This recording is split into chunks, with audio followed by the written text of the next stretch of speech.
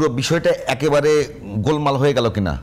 না, ধরেন যদি যেটা আমি জাতিসংঘে সামনে দিব সেটি এখন বলছে বিএনপি বলছে প্রতারণামূলক একটি কাজ। এখন প্রশ্ন হলো সেটা তো বিএনপি অন্ততপক্ষে মানবে না, সেটা নির্বাচনের দিন হোক আর আগে হোক। ভাইয়ের কথাটা ধরেই আমি বলি। Okay please. তার কথা আমি অনিশ্চিত হয়ে গেল। আমি তার এই কথাগুলো যদি সত্যি হয় অবশ্যই তো আমি সেটা নিয়ে আমি কথা দুটো বলবো।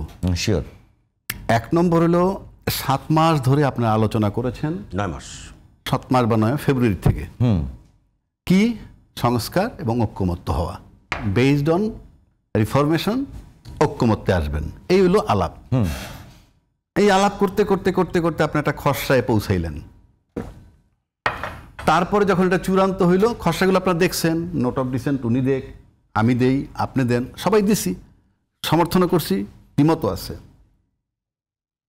এবং উনি যে কথাটা বললেন ওই সনদের ভিত্তিতে তারা নির্বাচন করতে রাজি, যেটায় তারা স্বাক্ষর করছেন।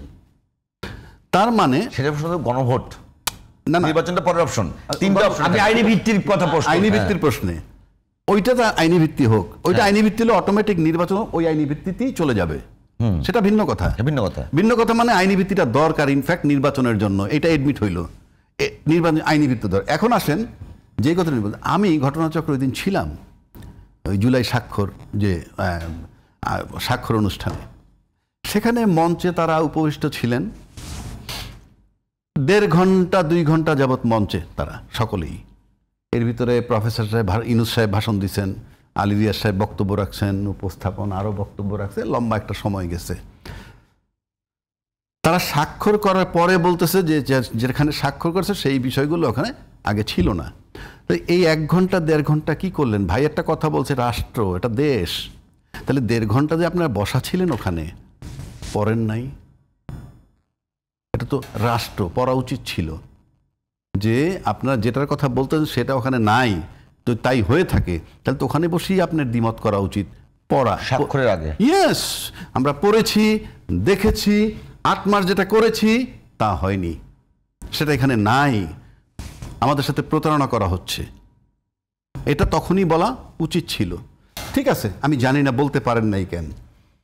এইবার আসেন, এখন যদি আপনি বলতেছেন যে প্রতারণা করছে, আমি ওনাকে কিন্তু চ্যালেঞ্জ করতেছি না, বিকজ ওনাদের দল সবচেয়ে ভালো জানে, তাই না ভাই? আমি কিন্তু আপনাকে ওই বিষয় নিয়ে চ্যালেঞ্জ করছি না, প্রশ্ন তুলছি। হ্যাঁ, প্রশ্ন তুলছি।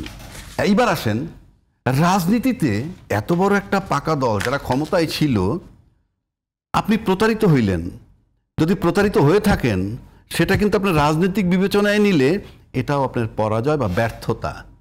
আপনি যদি বলেন সরল বিশ্বাসে গেছেন, সরল বিশ্বাস বলতে কিছু নাই, তো সরল বিশ্বাস বলতে কিছু নাই। কেন নাই আমি বলি, সরল বিশ্বাসে একসাথে আন্দোলন করছেন যে দলকে নিয়ে, সরল বিশ্বাসে যে দল কিনে জোট বানাইছেন, মন্ত্রীও বানাইছেন, আজকে আবার তাদের বিরুদ্ধে মনে করেন আন্দোলন চলছে, আন্দোলন করুক, এটা নিয়ে আমার মাথা ব্যথা নাই।